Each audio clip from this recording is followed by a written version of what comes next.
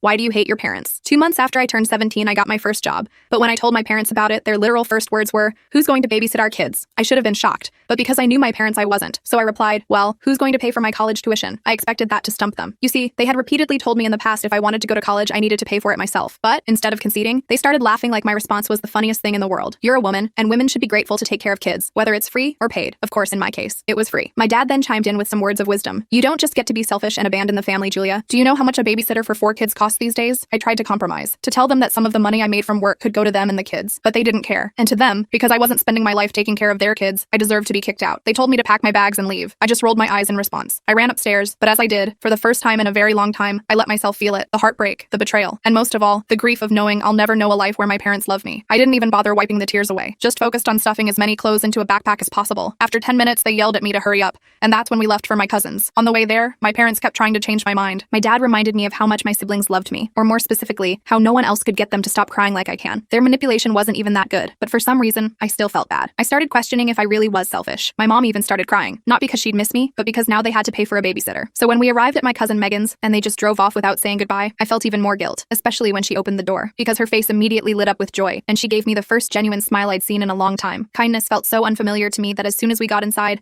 I immediately broke down in tears. Her face fell and she tried to console me. Well, kinda. My love, why don't you just help your parents out a little? Help? I've cut off friends, let my grades drop, sacrificed everything to constantly take care of their kids. I didn't mean to shout, but I couldn't help the anger inside me. I turned to face her with disgust at her suggestion, but that's when I saw a look of genuine shock on her face. Your parents told me you were acting entitled, and just didn't want to help out when you had nothing to do all day? I immediately started crying again, but this time it was in her arms. I told her the whole truth, why I ended up at her place, all while she held me and told me I would be safe under her roof. Surprisingly, she seemed anything but angry, but I would soon find out she was more than just angry. I ended up crying myself to sleep that afternoon. I didn't wake up until a few hours later, when I heard Megan yelling. It was in the room next door. When I heard the anger in her voice, I sat up immediately. She was usually a very shy, timid person, so hearing her like this was super unusual. It was obvious that she was talking to my parents. I couldn't make out what she was saying, but I could tell she was laying it on them. I remember feeling a genuine smile creep onto my face. It was the first time someone had stood up for me. When I heard her hang up, I lay back down and pretended to still be asleep. Not knowing I was awake, she started speaking out loud, something Megan hasn't done since I was a kid, but what she said made me shoot up. Apparently my parents had already found a new free babysitter. They had one available all along. This whole thing was just a ploy to kick me out of the house and get me out of the hair once and for all. After saying all this, Megan sighed and said I deserved better before heading to bed, and that's when I sat up. Because she was right, I did deserve better parents. And if I couldn't get it, then I at least deserved to have my get back. My plan was bulletproof. You know that one gossipy aunt every family has? Well, we have one too. And I texted her every tiny little juicy detail of everything that happened between me and my family. It ended up being a 1,400-word message. I immediately turned my phone off because I was terrified of the consequences. And the next morning, when I finally felt brave enough to turn it back on, my soul left my body, and I almost regretted what I did. Almost. I can't tell you what happened next in this video. The full story is on my channel.